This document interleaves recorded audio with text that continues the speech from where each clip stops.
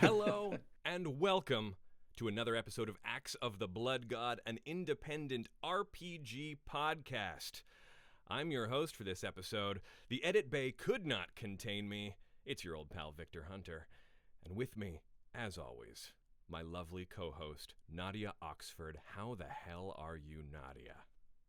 Hey Vic, I'm going to tell you before you read the Twitch, but the Charlene Dropouts graphic is up, so you know what? I wasn't gonna say anything! Why didn't you say anything, Victor? You know what this reminds me of? What? My great-grandmother, she once sent us like a charm from Ireland, a shillelagh that my mother always kind of hung up like wherever we moved. And at one point when they finally moved to their house that they're living in now, it took my mom a while to hang it up. But one day I noticed that it was hung up over a doorway, and I said to my dad, "Oh, you hung up the shillelagh?" And my dad said, "Yeah, I was gonna hang up across there to see if anyone noticed, but your mom wouldn't let me." And just to remind you, I'm Jewish. So that's what it just. We have the wrong graphic up. Who's gonna notice? Who's gonna? It's pretty good. Hi. It's pretty good.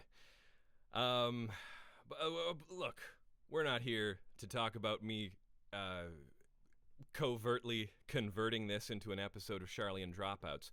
We're here to talk about, well, something adjacent to Charlene Dropouts, which is Basically. Final Fantasy Tactics, the Ivalice Chronicles, and some important changes that are being made to the version we have coming out soon. And its historical importance might surprise you. So here to discuss that with us today, I have brought two experts on that I have been waiting to have on either show for ages. They're fantastic guests, both members of the First Timers Club, Wow. which is very, very exciting. First of all, you may know him from his fantastic YouTube essays on the history of adventure games and visual novels and sound novels. You may know him as one of the localizers for a little fan translation for a game called Sakura Wars that I may or may not have mentioned on the show before. Please welcome to the show, BowlofLentils. How the hell are you, Lentils? Hi, I'm doing great. Been a long time fan of the show, so I'm really happy to be here, and thank you for inviting me. Oh, It's great to have you. so happy to have you. Our honor. Yeah. With us as well.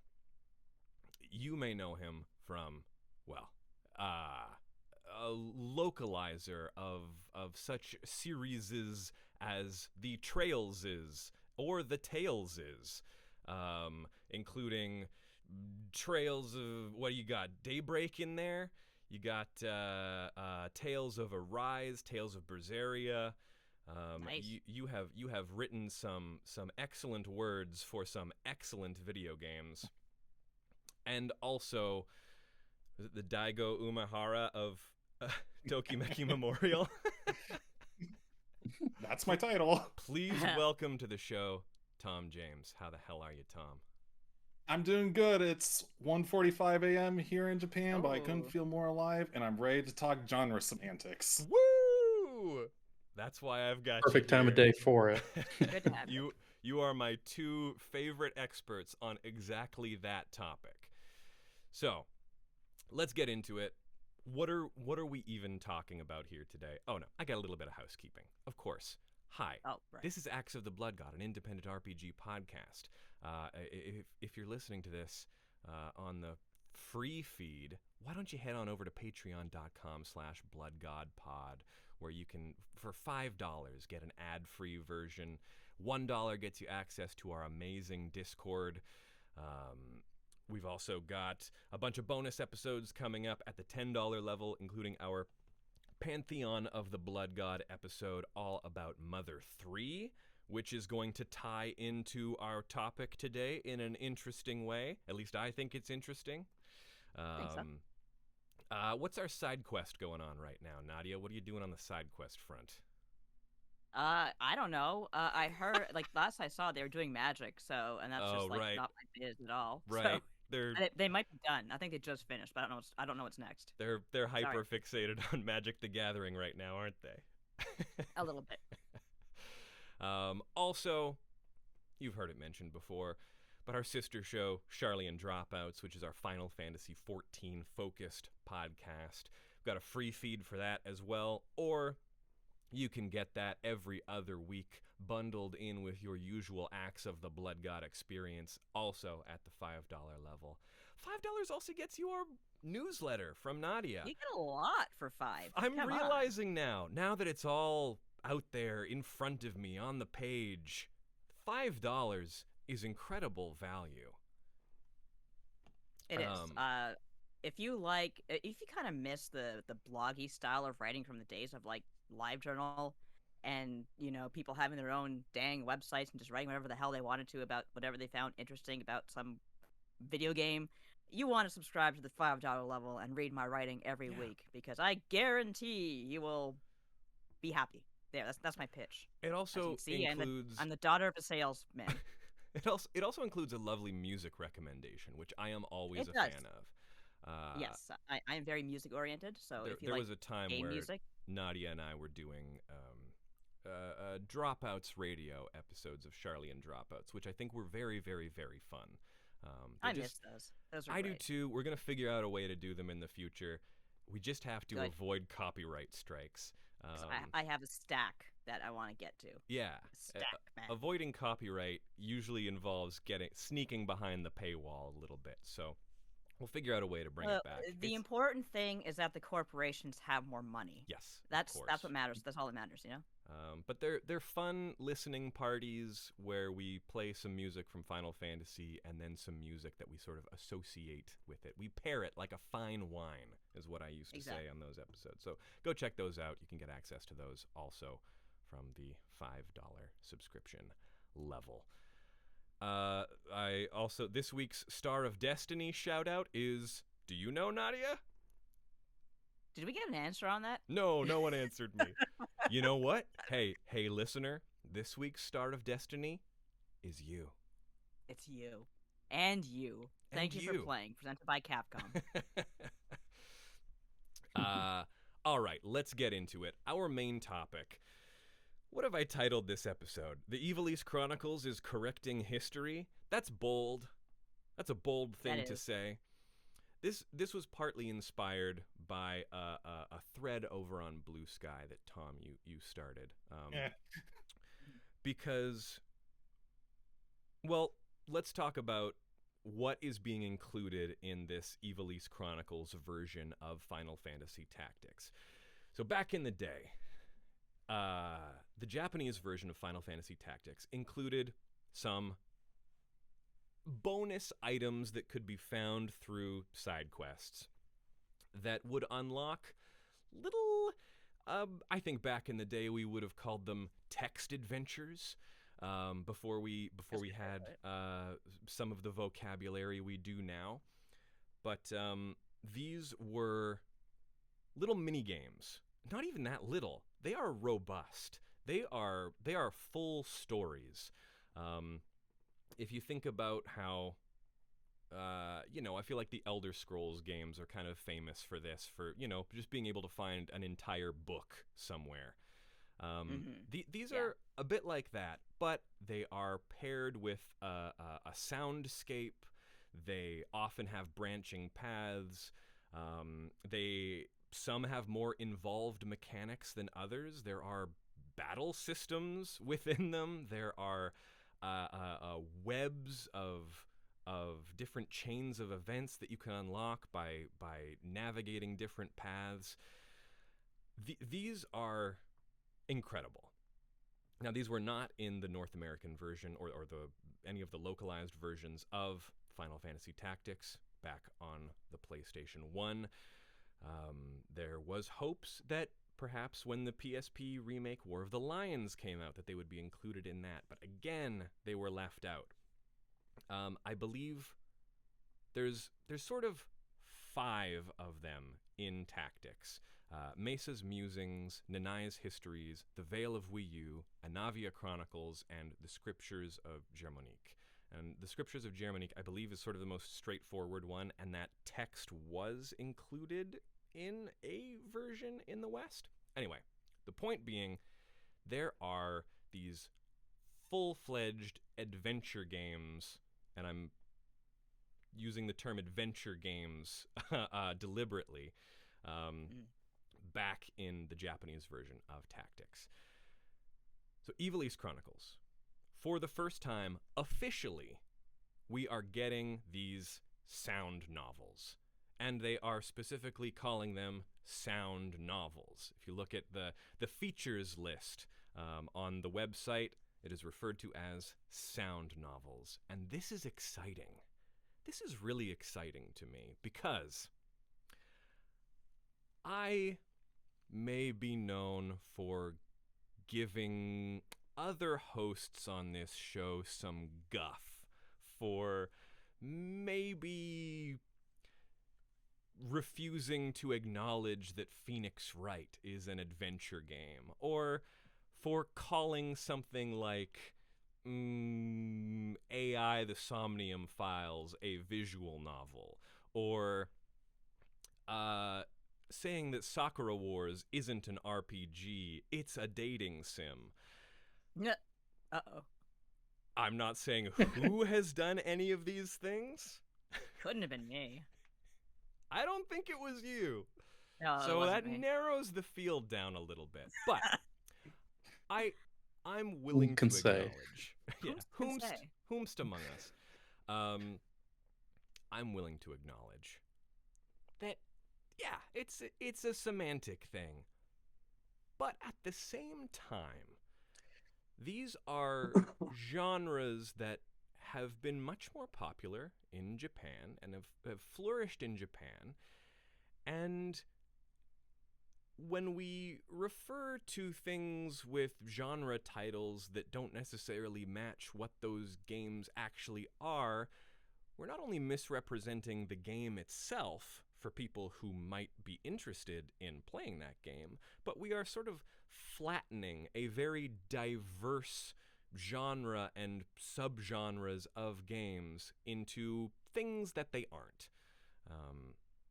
And especially when it's a misunderstood genre or side of the game industry, I do think it is important to expand the vocabulary and find more productive, helpful, and accurate ways to discuss genres from other places.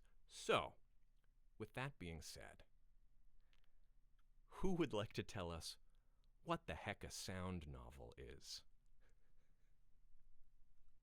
I could start if you. I don't know if anyone feels super passionate about starting this discussion, but Absolutely. I could. Go for it. This is a topic I've been actually researching on a video I've been working on for a long time, which should hopefully come out pretty soon. But so to talk about sound novels, I wanted to kind of like rewind time a little bit here and talk about kind of where this came from. Please. It kind of all starts with a company called Chunsoft, who at the time, like back in the 80s, they were most famous for being the developers of the Dragon Quest series.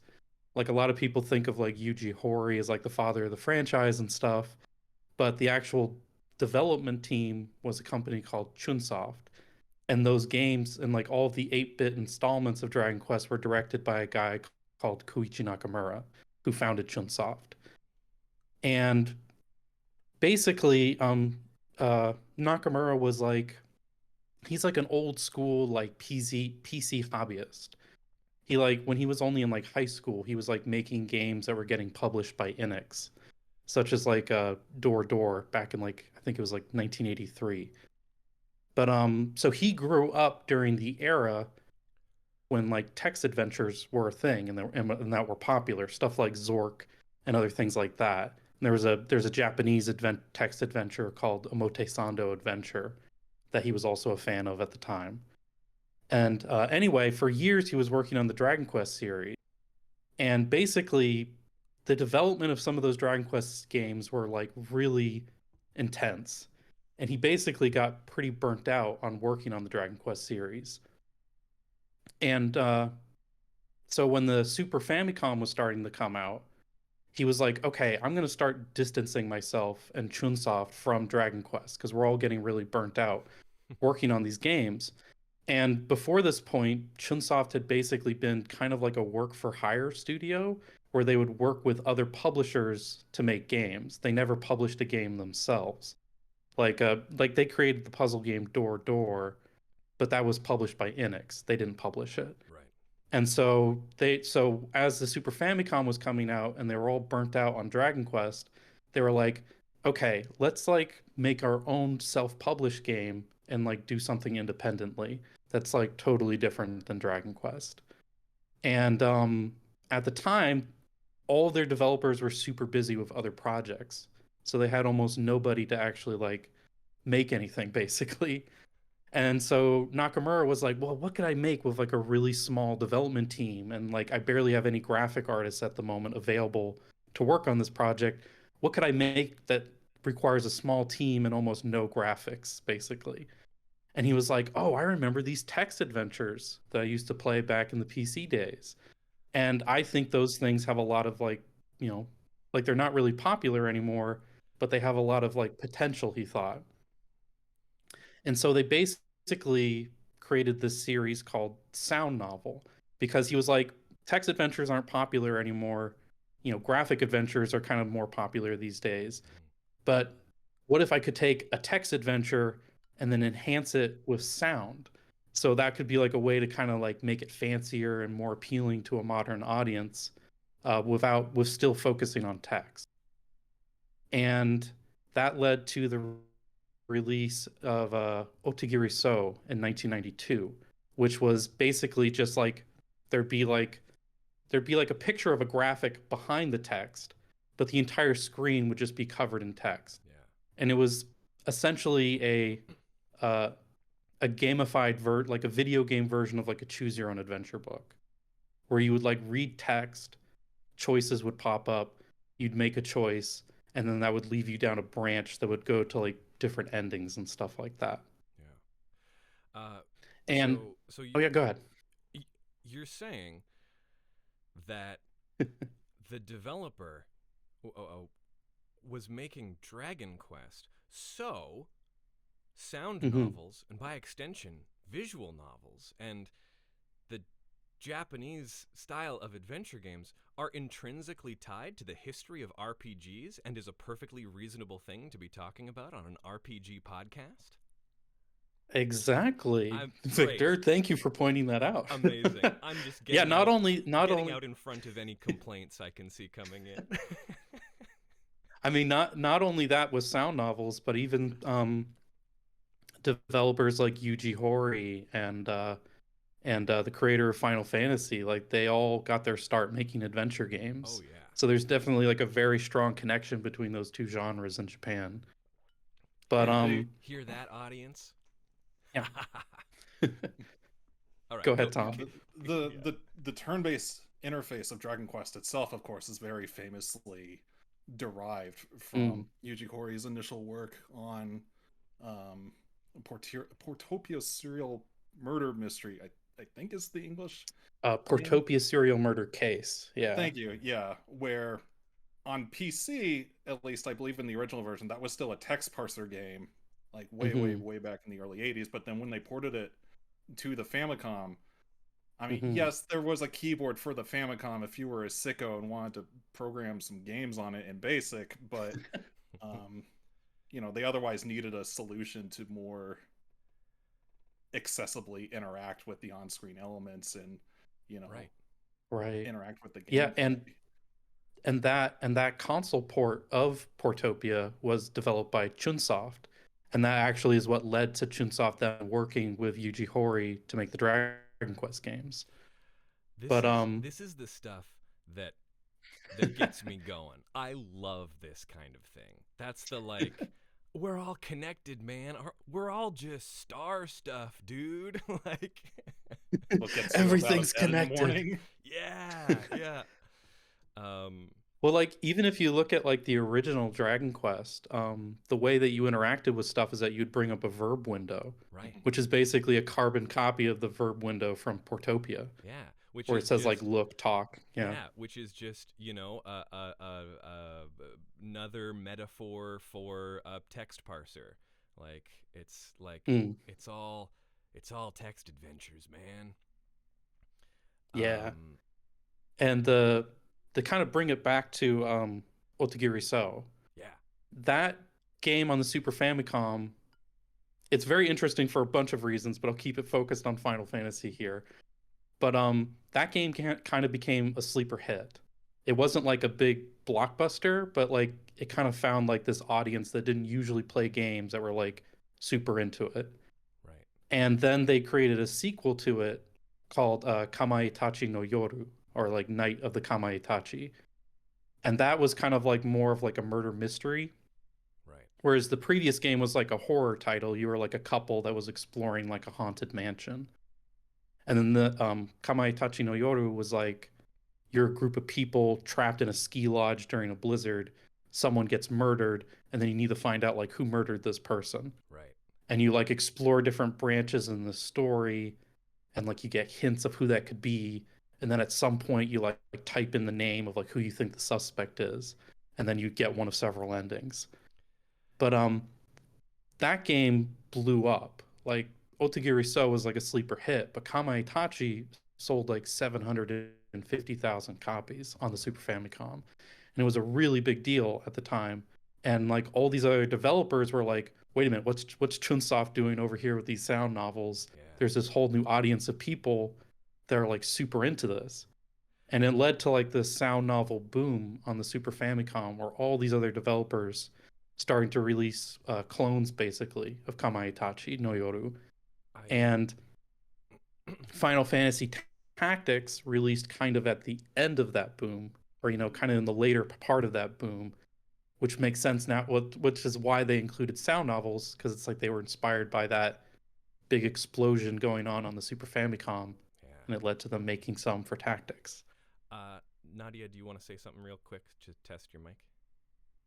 Testing. Yeah, I actually had a question about whether or not Radical Dreamers could be considered a sound novel. Oh, yes, yeah. Absolutely it is. Oh yeah. And that was the year, I think that was the year before Tactics, right? That's 1996, I think. It was very much the end of the SNES's life. And that was that was Satellaview, man. So now we're talking about the center of the Venn diagram of my interests is Yeah. Storytelling and in that the clouds, man. Yeah. And that game's interesting because it's literally just Otogiri So, but like with like Final Fantasy characters basically, or Chrono Trigger characters. Totally. Because it's basically thieves exploring like a spooky mansion where weird stuff is happening in it. And there's even kind of like a relationship side story going on between the main character and kid. Right. Same with the couple from Otogiri So. But yeah. I want to mention that Otogiri So also does have a movie adaptation. Otogiri So is the Japanese word for what we call St. John's Wort. And there is a horror movie adaptation called St. John's Wort that I have in a very lovely J-horror collection that I think I got from Arrow Video or something. But that's ARROW, not ERO Video. Just to keep things PG. I was gonna say I know what the other one means, and it's not what you want. Yeah. Though, hey, we're gonna have to address eroge at some point in this episode, so everyone just be aware of that. Everyone be mature. But yes, Otogiri So does have a fan translation. It is playable on the Super Nintendo if you want to. It's super cool, and I'm always surprised that this whole thing spins out of console games. I would always think that like, oh yeah, sound novels, visual novels, whatever. That's such a Pasocon thing. That's for Japanese computers. But the fact that it really hit its stride and was born on Super Famicom, I think is so weird. That's so weird. Yeah, the reason, well, there's some reasons for that, and there were some like kind of like basically sound novels that existed in like the early PC era. Yeah. Like famously, there's a series called Novelware that was developed by a company called System Psycom, and those were like pretty popular in the PC market too. And some people even think that Novelware inspired Chunsoft to make sound novels, but I don't think it's ever been explicitly stated that that's the case. But one of the reasons it blew up on Super Nintendo is because the Japanese text adventure genre is not really a huge thing. Like traditional text adventures where like blank screen just text like Zork.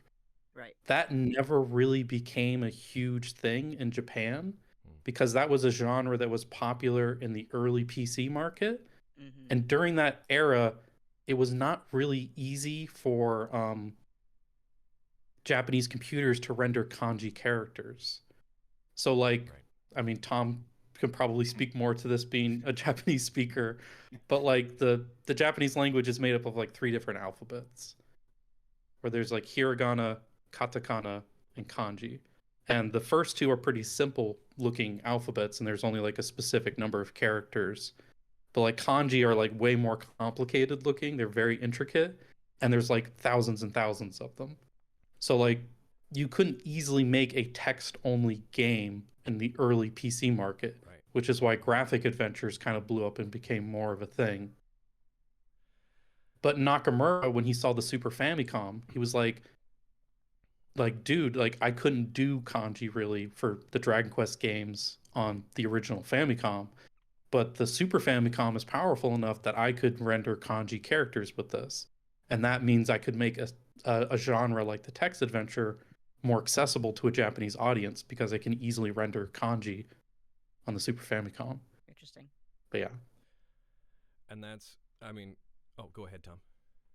Yeah, no, I was just going to say it was not only back in the 80s an issue of just like RAM capacities and whatnot, with just because with kanji, which are essentially, to oversimplify, imported Chinese characters, there's been some independent simplification and kind of modifications to the characters to suit Japanese as a language and whatnot.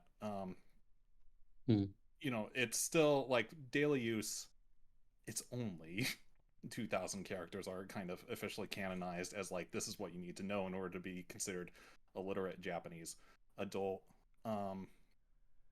which is still a lot. That's a lot of graphic characters to store on a computer, and you could do it on PCs usually with like expansion cartridges and whatnot.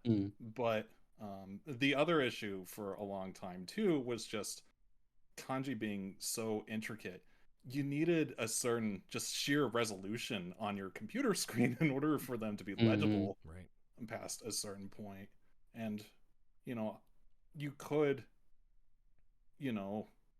get around that with like using more tiles and whatnot, but usually the solution that like when Japanese PC adventure game developers went out of their way to make more verbose games before the advent of widespread kanji on computer, it was just they picked one of the kana scripts and they kind of just made you live with it.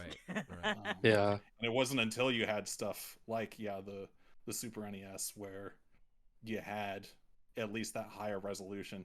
Storage space was still a problem, but at least at that point you could pick and choose what were the most important kanji and kind of build your script around that. And of course in the West the translation became a nightmare because you had that kanji that can have so much condensed information in it versus the Romanized alphabet. Story of my career. Yeah, I bet. Yeah, and even when you look at like old like PC adventure games in Japan, some of them are even just like written in English. Like Omote Sando Adventure I mentioned earlier was like an early Japanese text adventure, and that's written completely in English. And there's even like an old like Gundam license game that came out in the very early 80s that's just like all written in English. Wow. Nice. Because that was just easier to render on a computer at that time. Sure. Yeah. And I guess that's why you sort of have this like Galapagos in the 80s and early 90s of all of these Japanese PCs before Windows and everything standardized that okay, we're just going to include all the kanji and katakana and hiragana and make it easy for everyone. But before that happens, you have all of these computers that are integrating those earlier on than the global market was. So you get these cool evolutions of Japanese PCs that just sort of exist, and then they're this evolutionary dead end that just sort of disappears in the mid to late 90s. Kind of like feature phones, actually. Kind of like feature phones, yeah, truly. Okay, so that's a sound novel, and we understand that these are in Final Fantasy Tactics and especially the Ivalice Chronicles. Then why? let me articulate this question without insulting too many people.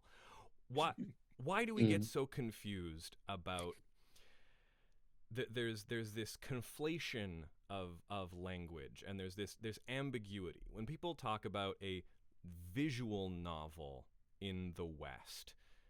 Sometimes they're talking about sound novels. Sometimes they're talking about visual novels. Sometimes they're talking about adventure games. Sometimes they're talking about dating sims.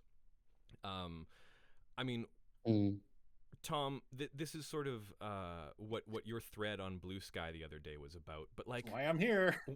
Why? Hi. Why?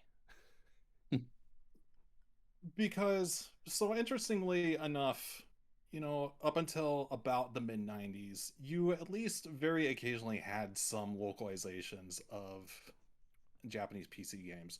You had, like on the NES, for example, some people might remember like Princess Tomato in the Salad Kingdom. Absolutely. Yeah. A classic. Beloved. Yeah, which was originally a PC game with a hero. Yes, with some very infamous imagery in those PC versions if you go looking it up. Some crucifixions going on in that version. Hell yeah. And if there's hope, it lies in the proles. Yes. TurboGrafx / PC Engine sickos might have a certain fondness for J.B. Harold Murder Mystery or Murder Club. Yeah. I believe it's called.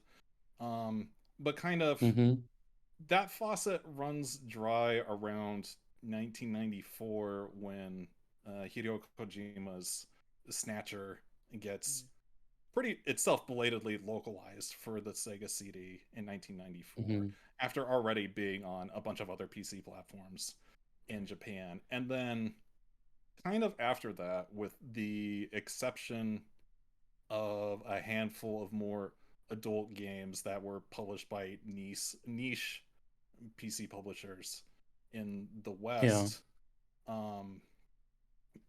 they just stopped getting translated and localized into English pretty much, period. I think some people might say, oh, there wasn't necessarily that much demand for like really talkative, like more mature themed games in Western markets, or just,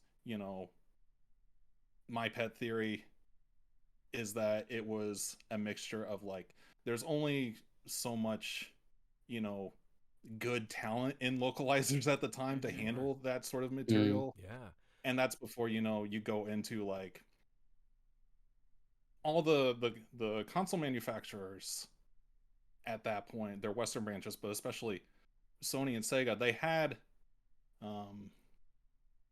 they had very different mandates in terms of what sort of ecosystems they wanted to maintain for the US and European markets. So there was just kind of,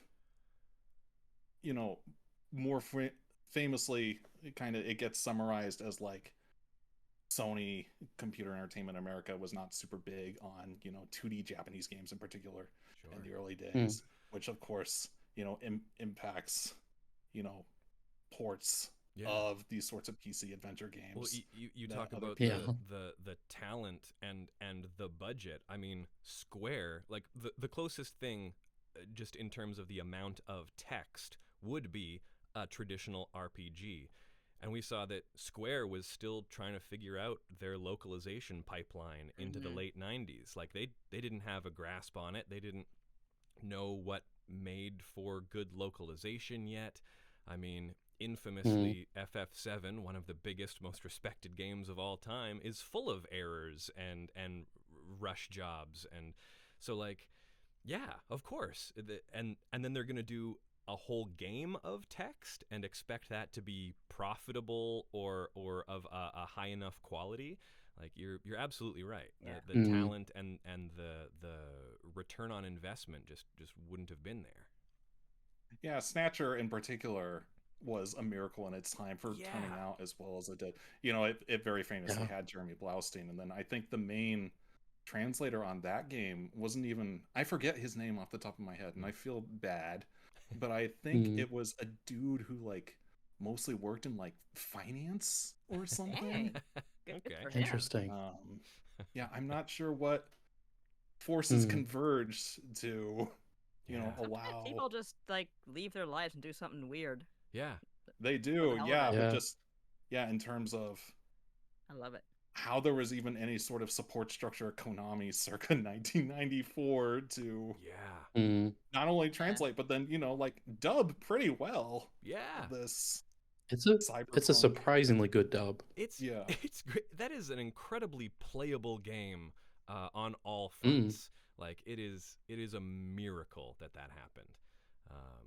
Yeah. So then we have Snatcher, which is this little miracle, and then like you were saying, we kind of have a 10-year gap until people the word visual novel is on people's tongues. I actually have a list of every adventure game that came out after Snatcher. Amazing. Let's go through this. It's very small. You can almost count it on like one hand. Great. And I'm excluding adult titles. Okay. Because once you get into that market, it's kind of a whole thing. Sure. But after Snatcher, the same year, the Space Adventure came out, which is an adventure game version of. It's an adventure game adaptation of an anime called Space Adventure Cobra. Oh, hell yeah. And that was also released on and that was also released on the Sega CD. It's I feel like most people don't even really know that one exists. It's just like this obscure English release on the Sega CD. If you want to learn more about the importance of Cobra to video games, I believe Critical Kate has some excellent videos about that. Friend of the show. So, yeah. If you want to see how Space Adventure Cobra inspired Metroid, give her videos a watch. Yeah. But after that, there was a Lunacy on the Sega Saturn, which is kind of like a Myst clone. This was an adult game, but it actually got localized as an all ages title called Eve Burst Error on the PC, which was like a detective adventure game on the PC. Yeah. And then before Phoenix Wright in 2001, there was Shadow of Destiny on the PS2. Wow. And that's pretty much it. I'm surprised we haven't seen a re-release of Eve. There was one on the Switch in Japan, but it's not in America. Localization, which is weird because I'm going to bring up at some point, which is a very important game in the world of which is also a title inspired by sound novels, if you want to bring it back to that. Completely. But and is like the progenitor of basically Kotaro Uchikoshi's whole oeuvre, the meta textual adventure game. The Switch version of came out in English. It's great. I'm going to recommend everyone, as long as you have a tolerance for a bit of a pervy protag, is one of the most important adventure games of all time and is required reading. Gonna be disappointed if Victor doesn't gush about the Europe exclusive text adventure in Ghost Babel. I'm going to take a quick sidebar to discuss the Europe exclusive text. I don't even know about this. Ghost Babel. So, Metal Gear Solid, as it's called on the Game Boy Color, was called Metal Gear Ghost Babel in Japan. And there is, in the Japanese and the European version, on your New Game Plus, you can experience a a sound novel called Idea Spy 2.5. So friend of mine, Agnes Kaku, was the localizer for Ghost Babel and Metal Gear Solid 2, and she did an incredible job localizing this little. It's sort of an in-game audio drama that you listen to on your codec, and it's sort of. I think they have officially frame it as a radio play. Yeah, basically. Totally. And it's delightful. I love it. If you're gonna play Ghost Babel, I do recommend using a European version so that you can get Idea Spy, because Agnes also says that it was her favorite thing that she's ever done in games localization world. Yeah, it's delightful. So thanks Galvana for mentioning that. Oh, that's cool. I had never even heard of that before. Yeah, it's a fun read. Yeah. Nice. Yeah, my younger brother loved that that GBA. Not GBA. Sorry, Game Boy Color Metal Gear game. But I didn't know about the sound novel. It's incredible. I was saying on Blue Sky just how you can't beat that Game Boy Color palette. It's just so. Oh yeah, it's amazing. I mean, iconic. The pixel art in Ghost Babel all the way too. down. Those cutscenes are gorgeous. It's all incredible. Okay, so those are our games that we have. that is the gap between Snatcher and Ace Attorney. None of those games really set the Western world on fire. And then Ace Attorney comes around. I always liked. Oh, sorry. I was just gonna say I always like to frame it as Japanese adventure games never really had a Final Fantasy VII moment. Yes. Where like this really big blockbuster title came out that kind of made everybody aware of the genre and popularized it. It like never really had that. Yeah. So I want to ask you, Tom, about like Ace Attorney comes out, and I tried looking it up. I tried looking up the first like instance of games journalists using the term visual novel, and I had a tough time tracking it down. But I remember I was there. I remember this happening. But also, I don't know. In the early 2000s, I was on some corners of the internet that were using the term visual novel. So was I let's just say I knew about Two Heart before I knew about Two Heart. But like this term comes up and it gets standardized. How can we fix it? What can we do? I feel like the fact that a game as high profile as Ivalice Chronicles using the term sound novel is actually, that might chip away at this a little bit. But like what are the differences here, just sort of etymologically and genealogically, and what is your PSA for the world? So the way that I kind of break down semantically the difference between sound novels and visual novels at a glance is that it's partly an issue of like visual presentation and also kind of a matter of like writing style and narrative emphases. When I think of sound novels like Otagiri So or Komaitachi no Yoru, you know, the big expansive screens full of text, it's not just there for show. If you go back and read some of those developer interviews, you know, like we've talked about, the ambition was we're going to go take the traditional prose reading format and enhance it in ways that you can't get out of a book with the power of consoles. And we've talked about the basic layers of like, you can do like background art and you can do sound effects, but it also, especially as that genre matured, you'll see like specialized like scripting, like in the way that we think of like RPG scripting and whatnot.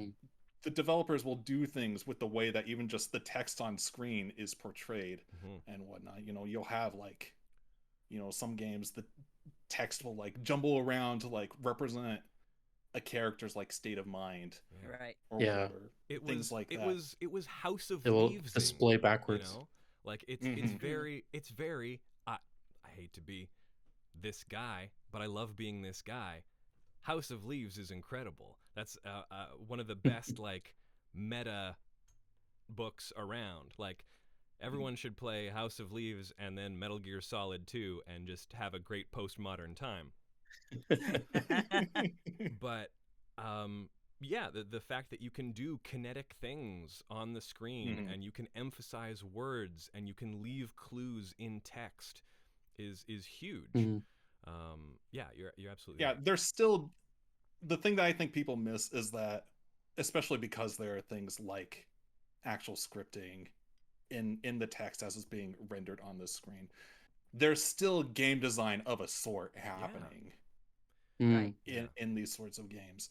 You know, people are quick to dismiss these as kind of their own ecosystem and whatnot, but the fact that, you know, early on it came from, you know, one of Japan's most preeminent RPG developers in Chunsoft, who also emphasize around that time, as Otogiri So and Kamaitachi no Yoru, this was also the time that they they started putting out mystery dungeon games. So they were also laying down the foundations of, you know, some of the most iconic roguelikes in Japanese history and whatnot. So they're very much still bringing in their game design chops into the prose reading experience. If you... Oh, go ahead. Oh, sorry. No, go ahead. I was just gonna say, if you just speaking of that, like if you ever look at like a flow chart for Otogiri So, like it's incredibly complicated. Like it's this giant like web of like possibilities of like what can happen based on your choices and how many times you've played the game. Like if you're on your second loop or your third loop, like they can get very intricate. It's not as simple as it might appear at first glance. I do want to say that, like, as much as I'm using this as an opportunity to delineate between, you know, adventure game, visual novel, sound novel, sim, there is still plenty of crossover. Like, these don't always all fit neatly into one of those categories. They are not mutually exclusive. I think it's just important to talk about the genres in terms of where they came from, who made them, and what their intent was. So, like, yes, Otogiri So, and I'm going to bring up Yuno again, because Yuno is kind of the first one that explicitly uses the game's flowchart of events as a gameplay mechanic that it tells you about up front. I feel like Otogiri So is more of like discover these secrets as you replay or try different options, and it is essentially the same sort of mechanic as Yuno, but Yuno comes out and says, hey, you are playing a visual novel with multiple routes. Treat it like an adventure game, because there is a sequence of events and you will be traveling forward and back through time and hopping timelines as a mechanic, which then, you know, people like Uchikoshi run with games like Somnium Files and even like Ever 17, which Ever one? 17. There's so many games that are here's a temporal word and a number, and I can barely keep track of it too. Remember 11. That's cool. It's not to say that, like, okay, this game is a visual novel, this one is an adventure game. It's about where do those things cross over and how do we talk about them effectively? Because when we talk about like the gap that was sort of left before Ace Attorney, it unfortunately, the term visual novel kind of got used to fill that gap. And hey, I understand they had the purest of intentions when they created the visual novel database. I appreciate it. I think it is still an excellent resource for finding games. 99% of those games are not visual novels. You know, you don't, a game that has portraits and text on screen as its main mode of conveying narrative does not a visual novel make. Yes, ask me how I feel about Tokimeki Memorial being on that site. Oh dear. Like, let's get into it briefly, because I think that's important too. Because Yeah, Go ahead. and Yeah, like they what have stuff like Sakura Wars, but then 13 Sentinels isn't allowed to be on the database, I guess. That famous even though discourse from 4 years ago. even though they're literally called dramatic adventures, both of Yeah. them are called that in Japan. Like they're Totally. considered the same thing. Yeah, Yeah. and you know, Sakura Wars is, for all intents and purposes, an RPG. That Mm. Hold on, are you telling me that because a game has romance or dating in it, that doesn't automatically make it a dating sim? That's crazy talk. No, sir. Not necessarily, unfortunately. Yeah.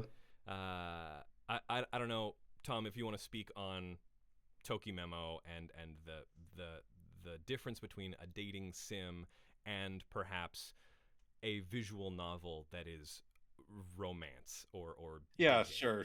Mm. I'll go back to actually clarifying what my differences are that I see between the novel games specifically, and Sure, then yeah. I'll go into dating sims because they're in a similar lane, but not. That's its own. Yeah. That could be Yeah, that yeah. will be Ball. a whole other episode somewhere down the line. I'll absolutely. Yes. We'll get into it more later on. So visual novels, like I said, kind of, or not visual novels, sound novels. The emphasis was at the time, like I said, we're gonna make a book and we're gonna put it on a goddamn cartridge and we're gonna sell it for 9,000 yen and you're gonna like it. Yeah. More or less. Exactly. And you see that in terms of like, especially if you read it in Japanese, the text itself, especially in cases like Kamaitachi no Yoru, where they hired a famous mystery author to write that stuff, it reads like a pretty decent Japanese novel. Right. And then visual novels is a loaded term even within Japanese history itself, because at first the term exists as a way to get around trademark issues, because sound novel was obviously Chunsoft's whole thing. And so visual novel was a term that was coined by, I believe, a PC developer by the name of Leaf, who made a bunch of famous eroge, some of which we've already talked about. Right. Yeah, And which they have explicitly said we were aping Kamaitachi no Yoru. We were trying to make a Kamaitachi clone. And that's the thing, is that at first in the earliest days, visual novels were just sound novels. It was just a different brand by another company so that they could legally have a thing to call their games. It was a marketing term. It was a fun little stamp to put on something as marketing. Yeah, yeah, it's only a brand name. Yeah, it's only as you get closer to the 2000s and you have all these PC developers kind of going off and kind of really iterating on the sound novel concept and kind of putting a bunch of games out that are in discourse with one another, experimenting with the form and presentation and whatnot, that you eventually start to get to these games that are more what we would recognize as visual novels, where, you know, big universe in and of itself. I'm not saying that all these qualifiers apply to everything that falls under the visual novel genre, but the way I see it is visual novels, because of, well, one, they have an increased emphasis on the visuals in front of you. You have character portraits talking at one another. You have kind of more copious uses of, like, you know, specially made background art, you know, as prizes for getting far enough along the story and whatnot. But it also reduces, or they also reduce a lot of the time, the actual text down to just, you know, basic RPG style text boxes.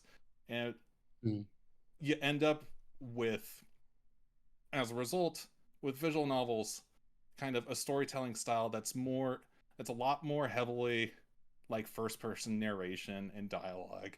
There's not necessarily as much like expository writing as such, unless it's in that narration style. You're totally right. Yeah. because the visual element of visual novel usually means that it is sort of approximating a first person view for the player character, because they're using those Mhm. portraits for the characters, that usually means the protagonist's point of view is also the player's point of view, where Yeah, sound it's not novels, that they don't use a lot of similar tools as in sound novels. Like, you know, they'll do interesting things in terms of scripting, you know, whether that's like animating character portraits in weird ways or doing, you know, things with the text boxes still. But it is, you know, the way I personally compare it to, and I don't know that I've ever seen any other English speaker talk about it.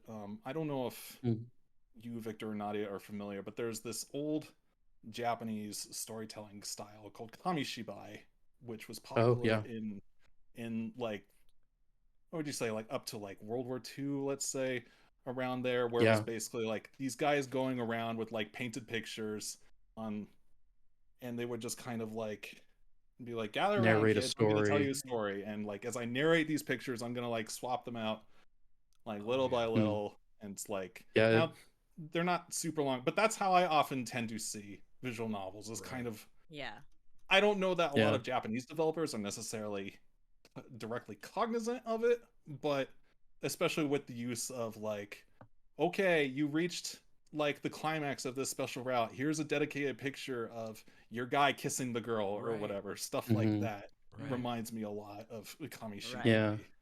That I also kind of think of visual novels as like, you take the presentation of a traditional adventure game like Ace Attorney, but there's no problem solving. Like, it's just reading the story and making choices. But it's got the same presentation, which is probably why there's been a lot of confusion in the West in classifying these games too, because they look so similar. On the surface. I now have, as a theater guy, I have this overwhelming urge to resurrect this Japanese art form as an interactive, in-person visual novel. That would be pretty fun. If in Sakura Wars 2, there actually is a kamishibai segment. That's right. Where like you during the festival in Sakura Wars 2. Right. I remember pushing for actually calling it kamishibai when we were doing the editing pass on the translation, because we were originally just going to call it a slideshow.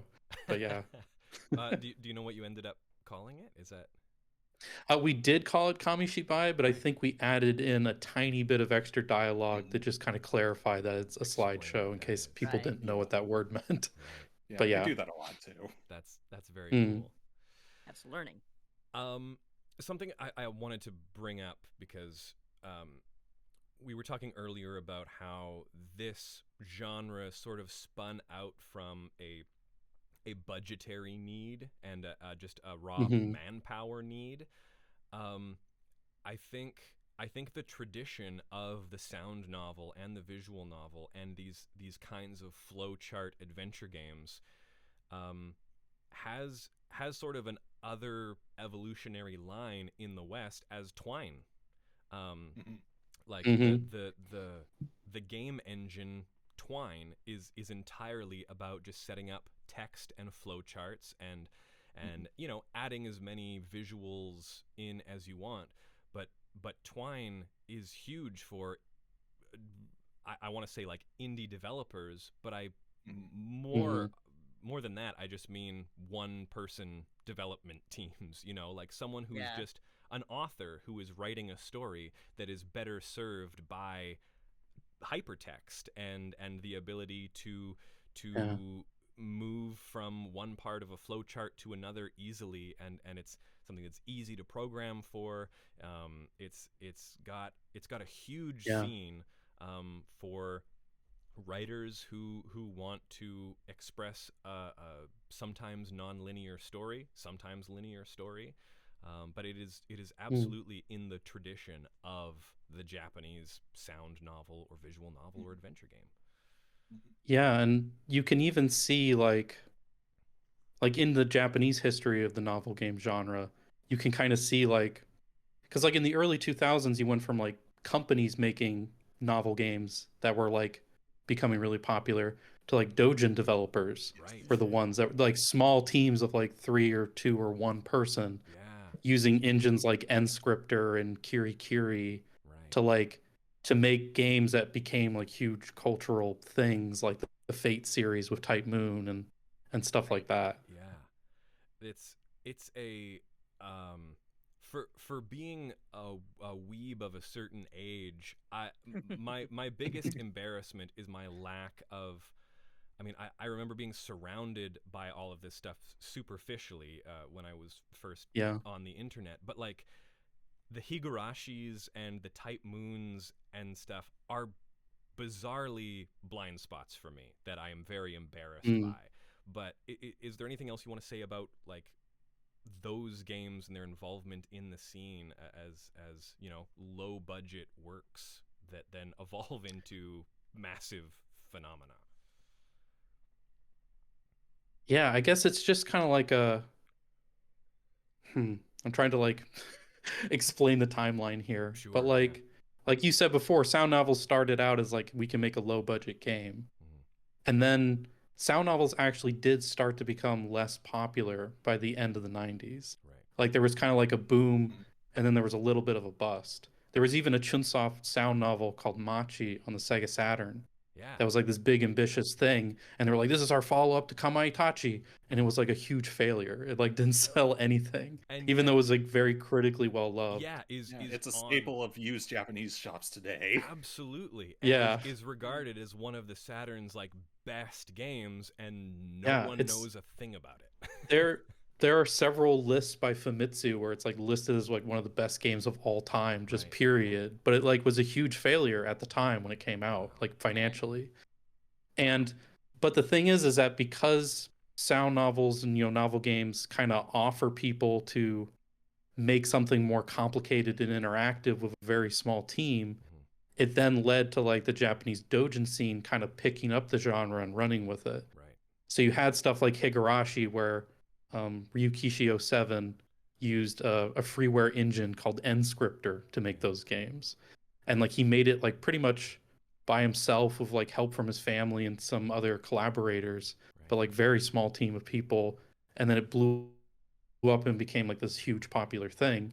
And then like the same deal with like Type Moon and Tsukihime, where they also used Nscripter to make that game. And it ended up becoming huge.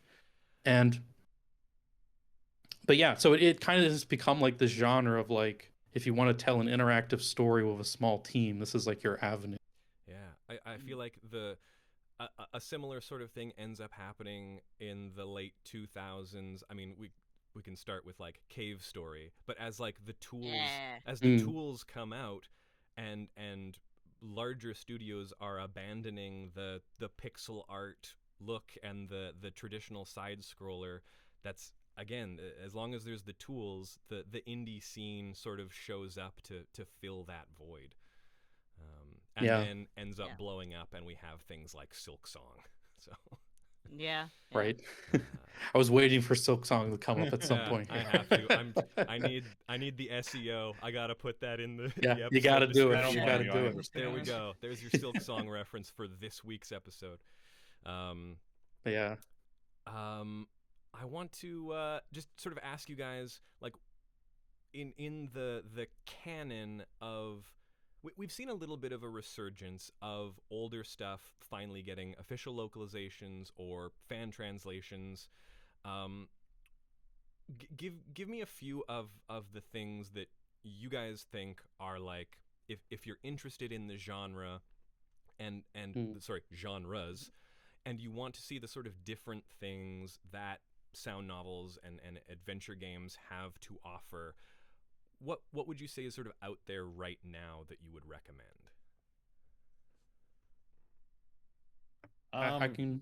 You go ahead, Tom. Okay. I think one of the most readily accessible ones in terms of just like hardware availability and whatnot, Nintendo has been putting out for the last like 5 years. They did a couple of remakes of their old Famicom detective games, which were developed under the stewardship of Yoshio Sakamoto. Those were very, very good. They're very old-fashioned in terms of their adherence to the old school style of menu-driven Japanese adventure games, but yeah, you better investigate that point of interest 5 times before you're able to move yes. on. Yeah. Make sure you get every dialogue string. Yeah. And then just this last year, I think, I still have yet to get to it myself, but they put out a brand new game in that series for the first time in I think 30 years. Yeah. Emio the Smiling Man was one for the Satellaview, I think, for perspective. That was crazy. That was a crazy drop.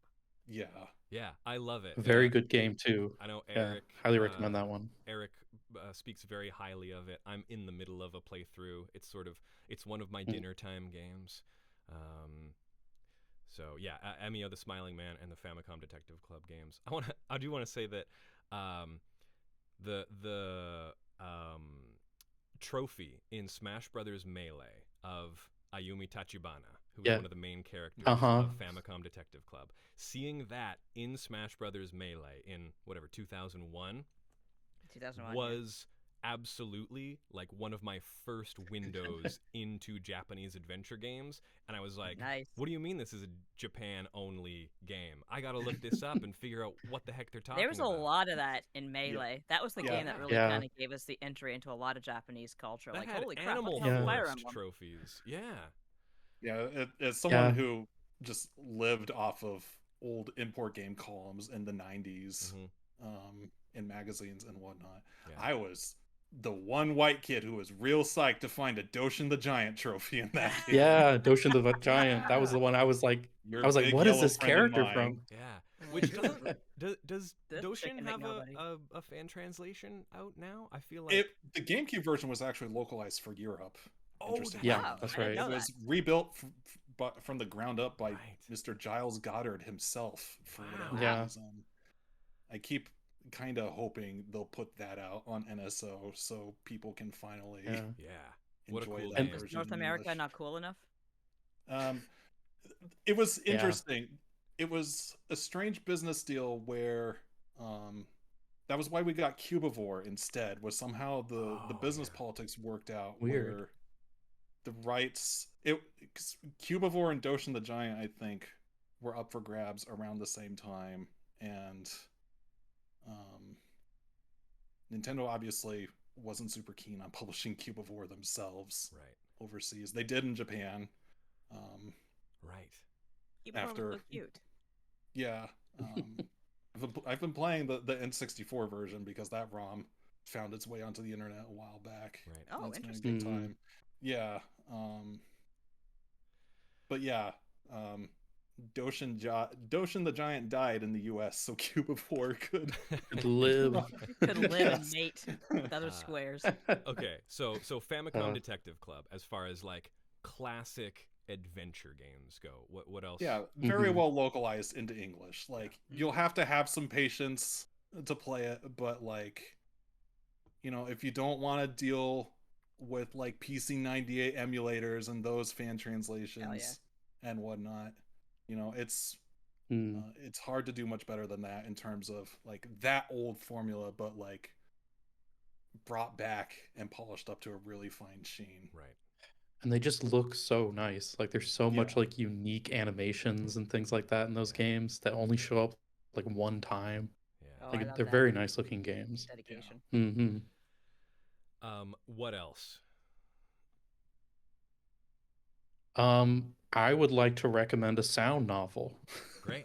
Please. Perfect. There's actually there are fan translations like you were saying for Otagiri So, and there is a fan translation for a remake of Kamaitachi no Yoru that they tried to rework it to be more like a visual novel. Yes. And they even have like cute anime characters as like the portraits and stuff like that.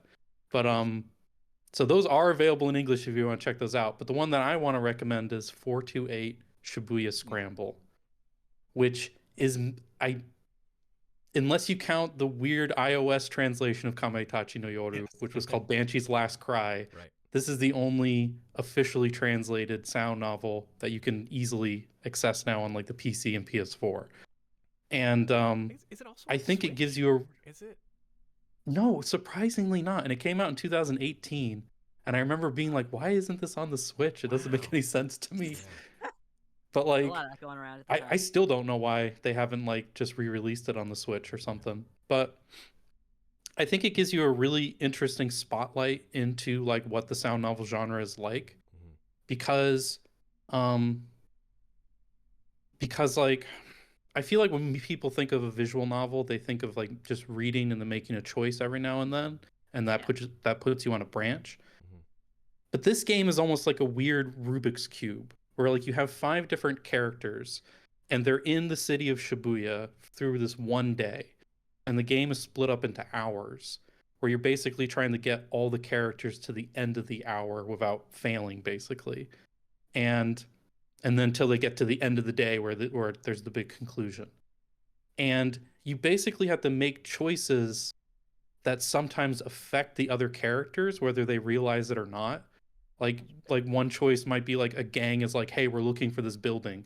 And the character can be like, oh yeah, the building's over there.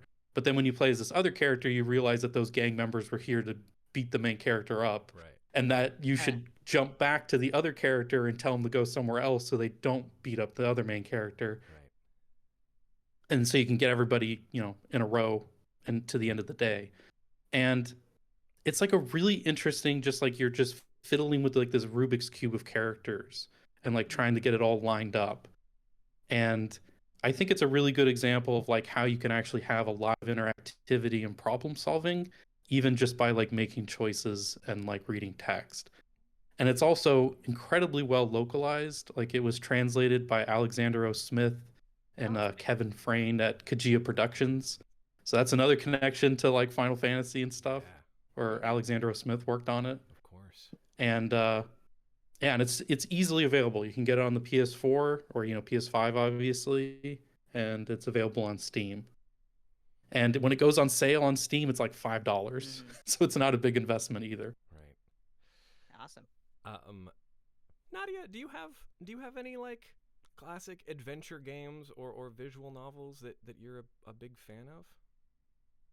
Funny thing, the first adventure game that I can remember playing was on the Commodore 64, and that was Hitchhiker's Guide to the Galaxy, which I played before reading the novel. So my brother and I were both kind of trying to figure it out together, and they had we always got stuck right at the beginning because you had to figure out a way to basically get away from your house being bulldozed, because if you couldn't find a way to stop your house from being bulldozed, that's when the Volgons, the aliens would like blow up the earth, and basically you had the thing that was like we were struggling with was we had to find a way for Arthur to say, "Ford, what about my home?" That was the one sentence that we just could not figure out. And my brother came back from school one day and said, "I found the sentence. I know the sentence." So we didn't get too much farther than that. I always kind of got stuck where like the Vogons were torturing you with poetry. But I also played on the 46. This was just a pure adventure game. Gremlins or Goblins, I think it was called. 2 Eyes. It's more of a graphic adventure than like a typey adventure. But one thing I was actually wondering is we were talking earlier about the death of kind of the visual novels in the West and how it kind of had that moment where it almost took off. I wonder, did the transition from DOS to PC Windows have anything to do with that? Because I remember it's not quite in the same genre, but Princess Maker was going to get a big release, and Windows 95 kind of snuffed that out. And yeah, just games like that just seem to pop up a little bit less compared to like, okay, here's a controller, you can play Final Fantasy 7 on a computer now. Well, now Princess Maker is a sim. You want to do a Retronauts episode with me and Princess Maker sometime? Yeah, I do. Yeah, I know exactly what guest we should have on for that too. Okay, that sounds great. I loved Princess Maker back in the day. Princess Maker 2 specifically. I didn't play 1 very much, but yeah. Yeah, I remember playing the old DOS version of Princess Maker 2 before too. Yeah. I married my daughter off to a dragon. It was pretty you would. It happens. Put out a remake of Princess Maker 2 on Switch just last year, actually. Yeah. They're still making that now. Yeah. Wow, I'd love to have it. I want to play Princess Crown because that's basically isn't that like Vanillaware Princess Maker? I thought. Or I No, heard. that's like The it's an action game. It's very there Oh, well okay. there is an interesting story behind that where they were originally going to make it a Princess Maker clone, which is why it's called Princess Crown. really. And then when Oh, they were pitching really? and then when they were pitching it to Atlas, they were like, I think it was like they realized that they couldn't convince them to like publish like a sim game, and then they're like, "Oh yeah, this is an action RPG. It's an action Wow. RPG, bro. It's called Wow. Princess Maker." And then and then it became an action RPG. That's Man. incredible. That I need a Vanillaware Princess Maker sim the right now. sliding doors. That would honestly be really cool. Imagine the different trajectory we would have if Princess Crown had been a sim. Yeah, Crazy. Wow. definitely would have been a weird world. Yeah. Also, just as like a total, I guess I was gonna go on a tangent, but I guess we should answer the question about Emma Stone stuff. Maybe. So like, I was just gonna quickly say that 13 Sentinels. I don't think they've ever explicitly said, but it's very much inspired clearly by stuff like Machi and 428, Yeah. with like the multiple protagonists and like making choices that affect other people and stuff. But Totally. and I think even one of the creators at Vanillaware is like a fan of like sound novels and like drew Awesome. pictures of their flow charts and stuff. Yeah. But Yeah, anyway, that sorry. was what I was actually gonna bring up too, is 13 Sentinels, where there was that discourse of like, is it a visual novel? Is it not? But it's like, if you've played games like Uno or just Japanese adventure games of that vintage of the mid 90s that are so big on the branching paths and whatnot. Yeah, it's like clearly changing inspired. history and whatnot.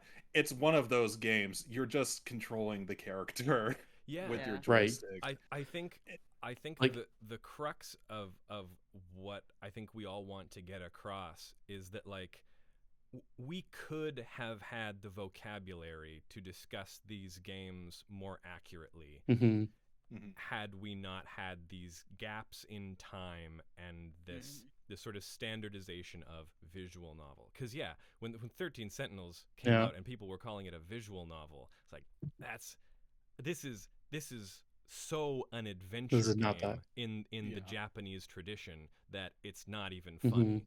I mean, having some portraits and text that talks and calling it a visual novel is like calling Ocarina of Time a fishing game. Like it just doesn't make sense Right. with the context of the evolution of these games and where they all come from. Yeah, if you're going to call 13 Sentinels a visual novel, you might as well do that to like Monkey Island. Yeah. Because Right. Exactly. Yeah. And also just to kind of bring it back to Nadia's question, like talking about like we could have had the vocabulary to talk about these games. Uh-huh. We were talking, you mentioned Murder Club earlier, Tom, the JP Harold game. yeah. That was actually localized for DOS back in 1989 by a company called Kyodai. But and they were, and like I could see a world where like a lot of like Japanese adventure games had been localized for DOS in the early days like that. But like the genre, if you look at like the boom periods of the adventure game genre in Japan, like there was a boom period on the PC, but then it kind of started to die by the end of the 80s, and then it sort of got picked up in the console market basically. So like Murder Club got localized for America right when all of those developers were either going towards making RPGs now or they were like going towards consoles. Right. So a lot of those like mainstream titles like Murder Club were now no longer available on PC, where it was easier to localize something with a lot of text. And now they were like on cartridges on systems that would have been a lot more difficult to localize. And so I think that's why you don't see a lot of localizations of Japanese adventure games until the CD era, when like, you know, Snatcher and stuff has more room for English text. Right. But yeah, I think it's just like almost like a case of like bad timing for America, where like we kept on like getting the ability to get these games just as soon as they were like shifting somewhere else, almost. Right. Yeah. And that's why we kind of have like this skewed, messed up perspective. But yeah.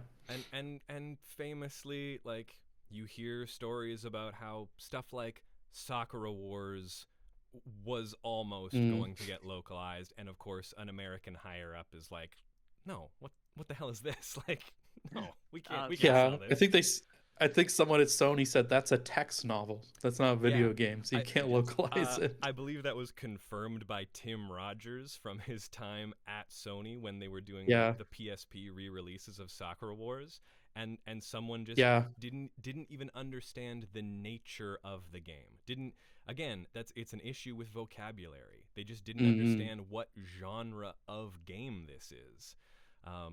And Right, and again, they never had a Final Fantasy VII moment, so you yeah, couldn't be like, "There's this huge blockbuster. We need to localize more games like Right. this." yeah, Yeah. and it could have Yeah, been so like Sakura people were just like, "I Wars. don't know what this is." Hmm. Yeah. In terms of stuff I want to recommend, I'm going to tie it back into Ivalice Chronicles, which is ostensibly Hmm. what this episode is about. Because within Final Fantasy Theoretically. Tactics, yeah. According to the SEO, that's what this is about. Yeah. Um, in Tactics, you've got a handful of sound novels in there. And the one I want to recommend, and this will not surprise anyone who listens to Charlie and Dropouts, but there's one called The Veil of Wii U. And that in itself is a mistranslation of Oiver, Oh, okay. and which means green eyes. This mistranslation has, like the Orthroses and Ultroses of the world, has kind of canonized itself, and you see references to it in games like FF14. But I'm not going to go too far into it. I have an entire episode where I go into the history of the Veil of Wii U and the mistranslation and its use. But if you get a chance, when Ivalice Chronicles comes out and you find the artifact, the Veil of Wii U, I highly recommend playing through it. It's a fantastic sort of French neo-noir story about a spy who goes by the code name Oiver. And it is fascinating. First of all, written by Kazutoyo Maehiro, who was sort of a grunt at Square working on Final Fantasy Tactics, and has since gone on to write, I don't know, A Realm Reborn and Heavensward and Final Fantasy 16, and is now the director of this Ivalice Chronicles remake. So this is truly where he got his start, was planning these sound novels. I also want to mention that, and this is stuff that I only managed to glean from going on to Nico Nico and watching Let's Plays of these sound novels, because at the end, they have a credits segment, which you can't really find anywhere else and isn't really properly represented on Moby games. But this particular one was also directed by Nobuyuki Inoue, who would go on to direct Mother 3 for Brownie Brown. Oh wow. Nice. So like, it's a cool little synchronicity there, that so many people who would go on to do other stuff did these weird little sound novels inside Final Fantasy Tactics. And it's cool. The flowchart for specifically Veil of Wii U I find really, really interesting. The endings, look, it's French neo-noir, so you're going to be pretty lucky if you get a good ending. But I think it's beautiful. These sound novels are a great way to like flesh out stories within Ivalice, in the same way that like the Save the Queen quest line in FF14 also fleshes things out with the field notes, which also are like tiny little short stories in just sort of tossed in as unlockables in a side quest in 14. But yeah, it really speaks to Matsuno's team and their desire to meticulously build these worlds out, and I love them. So look, this is one of those episodes that's going to have a lot of further reading to it, so check the show notes. I'm going to link a bunch of Tom's writing about delineating dating sims and adventure games. I'll have links to a lot of Lentils videos about the history of like Tom mentioned, Leaf, as well as just sort of the general history of the visual novel. So please check the show notes for all kinds of further reading that is very compelling and interesting. And also, I'm just really proud of that episode I did of Charlian Dropouts, all about the Veil of Wii U. I'm really, really proud of it, and I want people to listen to it. So do that. You should. Anything else we want to say about the novel genre, or before we move on? It's cool. One thing I wanted to bring up really quickly, going back to Phoenix Wright's release, specifically, is that if you go back and read reviews from that time, like GameSpot and whatnot, you'll see that the term visual novel hadn't entered kind of the mainstream critics' vocabulary yet. Right. So you will actually see critics in a more mainstream context back then still correctly calling them adventure games. Right. Because I think they were still generally old enough to recognize its connections either to absolutely, the handful of other Japanese adventure games that did come out, or just other adventure games in general, because the fundamental vocabulary and mode of interaction in Phoenix Wright obviously isn't that dissimilar from, you know, like we've said, stuff like Monkey Island, point and click, totally, and whatnot. Point and click, Japanese, Japanese adventure games themselves ultimately descend, at least in part, from very early localizations of some of Sierra's own work, like Haunted House and whatnot. There's they're a lot more intimately connected genetically than absolutely it's often given credit.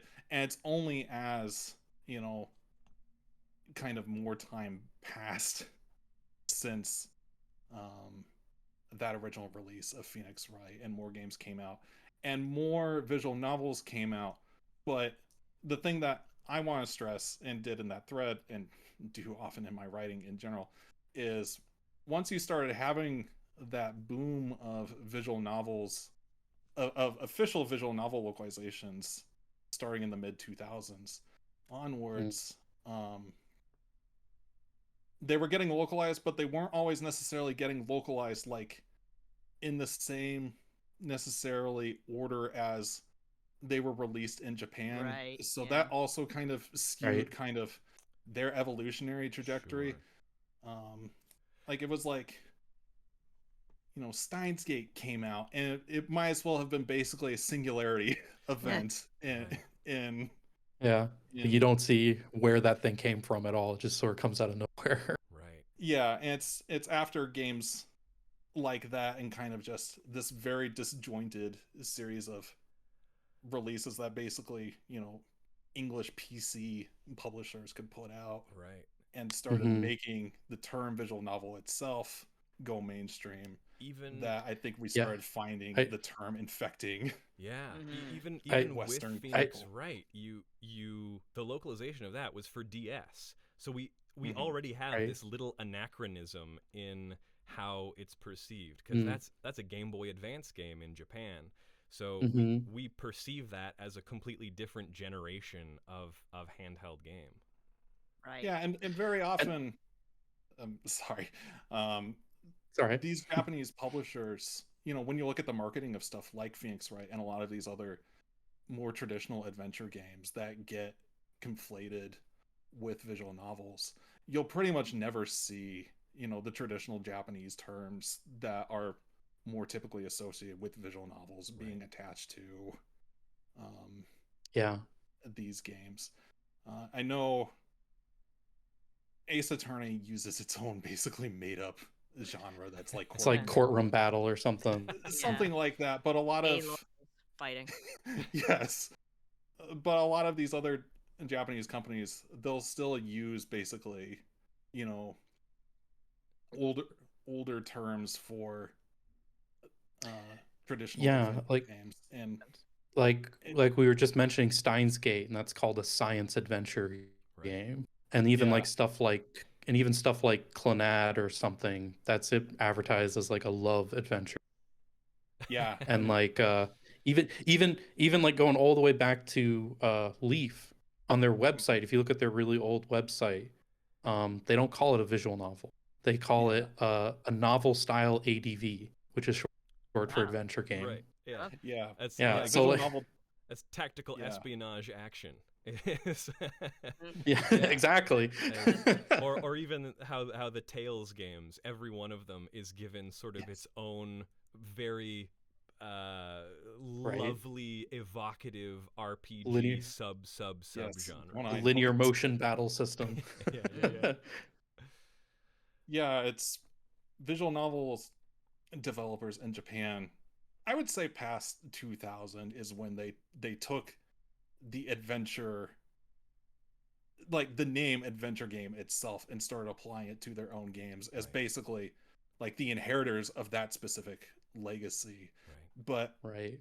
otherwise, like I said, when it comes to like actual adventure game releases in the mold of like Famicom Detective Club or Phoenix Wright, you'll never see the Japanese marketing refer to those as visual novels. As visual novels. Yeah, it's I think it's for a variety of reasons. You know, those console developers, there was a very limited window of time where a handful of them dabbled in that stuff, but it wasn't their arena. It's kind of it's a different ecosystem and audience to market to, and whatnot. Yeah. And it's following like when America started using visual novel is something that I've investigated in the past. And my personal theory, even based on like I've talked with like some people who were like really early visual novel fan translators in like the comments for my videos, and like based on like those conversations and what I've seen, I think it started to be used like maybe around 2006 is when it started to become more of like a thing that the fandom used. That sounds about and I right. think it's like almost exclusively the fault of Ever 17, which is that Uchikoshi title. Really? It got localized. So I'll try not to go off on too much of a tangent, but like there was a company called Hirameki International Group Incorporated, and they were this odd company that localized a lot of visual novel, or what they called them on their website, Bashoujo adventure games, basically pretty girl adventure games. Yeah. And they localized them and released them as interactive DVDs in the early 2000s. Whoa. So so like you would basically put a Wild. DVD in your DVD player and you'd play the visual novel and you'd make choices like it was a DVD menu, and then you would watch the visual novel until the next until the next choice came up, and you had like passwords that like you would get, and that's how you saved your games. You would get passwords that you'd type in. Wow. But they were like Bandersnatch. there was like this weird little industry of like where they came up during the DVD boom, and then they started to realize that these games aren't selling that much and they're expensive to port to DVD, so why don't we just start localizing the original PC games? And then in 2005 they released Ever 17, which is an early game, co-written by Uchikoshi, who later made Zero Escape and the Somnium Files. And it didn't sell that great because it was pirated a whole lot. But it was hugely popular within that niche of people that later started spreading the term around. And started using visual novel because Hirameki looked at companies like Leaf and Type Moon, who called their games visual novels, and then they just started calling all of their games or interactive visual novels specifically. And like, even if you look at like fan translation groups that existed before Ever 17 came out, like, I'm forgetting the name of the game off the top of my head, but there was a very early visual, and they just called it like a Bashoujo game, or like other people called it anime game, or even just eroge, since a lot of them are eroge. But like, it really wasn't until Ever 17 blew up that like they started using that term a lot. And even if you look at the visual novel database, the website, if you look at their about page where they talk about how it got started, it says that the founder of the website played Ever 17 and was inspired to make this website because he liked it so much. Incredible. So, and here I was. yeah, so that's blaming kind Ace of Attorney. where everything blew up and Yeah. started the spread of that term. That's amazing. But yeah, Cool. Education. yeah. Anyway, yeah, no, that's fascinating. Thank you. Unless there's anything else you guys want to address, we've gone a little long. I'm so sorry, but yeah, sorry. I think going off on a lot of tangents. This is a topic that we could have a 5-part series out of easily. So, yeah, we will absolutely dig into some other of these genres that are tangentially related or closely related, honestly, that are regularly at the center of the Venn diagram of all these genres. But thank you so much for discussing this with us. That's going to wrap up our main topic, which I know we could go on about for so long. This was truly a treat. So we're going to quickly get into some random encounters. This is the short little news segment. Imagine a fun little jingle just played. Persona 5 The Phantom X 2.0 releases with a new chapter, a new character, chord, and a new region, Kichijoji, which includes real-life crossover events like a promo at a meat cutlet store in Kichijoji. Y'all ever been to Kichijoji? Yeah, a handful of times. Yeah. I've never been to Japan, sadly. I imagine the biggest reason most tourists would go to Kichijoji is that's where the Ghibli Museum is. Yeah. Oh, okay. They have some nice parks out there. Yeah, lovely parks. Also, speaking of Japanese adventure games, Shuten Order has launched on Switch and Steam from Danganronpa creator Kazutaka Kodaka and Chunsoft. I'm amazed I don't think this has come up on the show before, but 5 different routes with 5 different adventure game play styles is what their marketing is telling us. Yeah. As you investigate a murderous religious cult. The director of that game, who I'm sorry, his name's escaping me, but the director of that game is one of the co-writers of Ever 17. Not Uchikoshi, but a different co-writer. Hell yeah. It all comes full circle. We're all star stuff, dude. This one, everything's connected. Yeah, this one was of particular interest to me. Bandai Namco has released the soundtracks to Eternal Sonata and Fragile Farewell Ruins of the Moon on streaming services. These are both games with fantastic soundtracks that even if you don't play, you should check out. I believe these are both also developed by Tri-Crescendo? Not Tri-Ace, Tri-Crescendo. Has anybody here played either of these or have strong feelings about their soundtracks?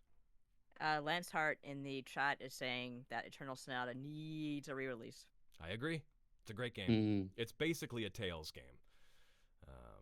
It has a really strange premise, doesn't it? Like, yes. Aren't you in the fever dream of Chopin? Yes, Chopin is on his deathbed, and you exist in the dream that he is having. Everything is very musical themed. The soundtrack is incredible. It's a gorgeous game. Absolutely. I don't stunning. know if it's. I haven't played it myself. I just know that it came out in a time when everybody hated that kind of thing.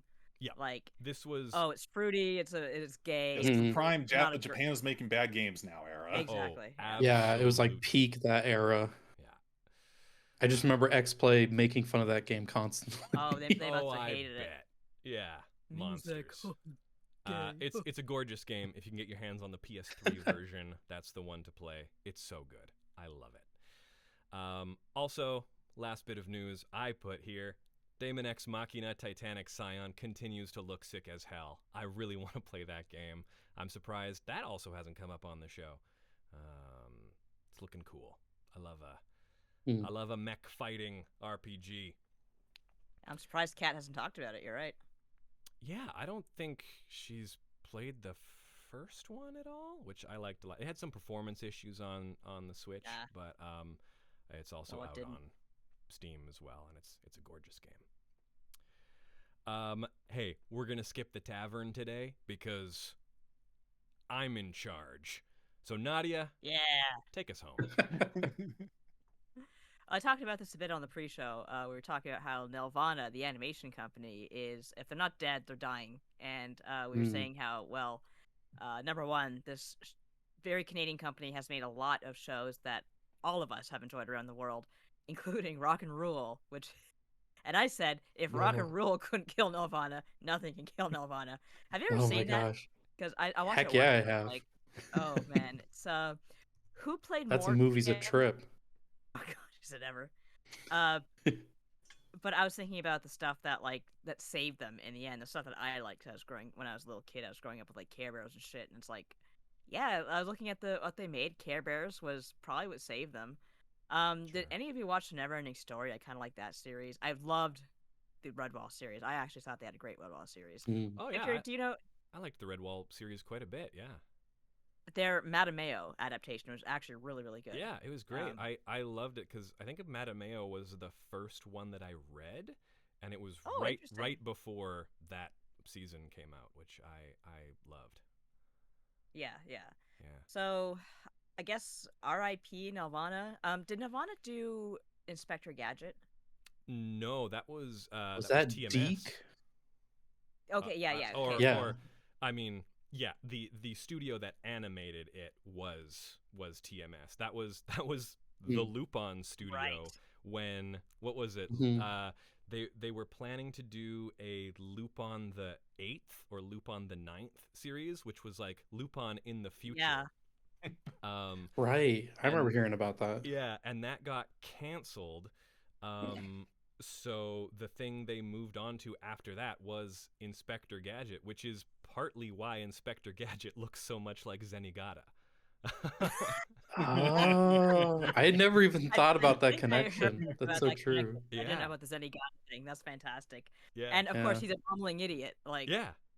No one else can Inspector Gadget always drove me crazy because, first of all, I don't know if you've ever seen the Robot Chicken parody of Inspector Gadget where he basically gets taken over by Skynet, but it has Cree Summer redoing her bit as Penny, and it's the funniest fucking thing because there's a point where like he's a Terminator, Inspector Gadget's getting up and like Brain's running him over and over and over, and Penny's like, "No, Brain, we have to remember that's Inspector Gadget deep down. It's our uncle."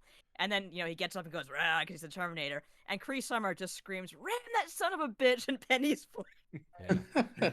Oh, are you telling me a Robot Chicken sketch started with a beloved children's IP and then everyone gets shot or something violent happens?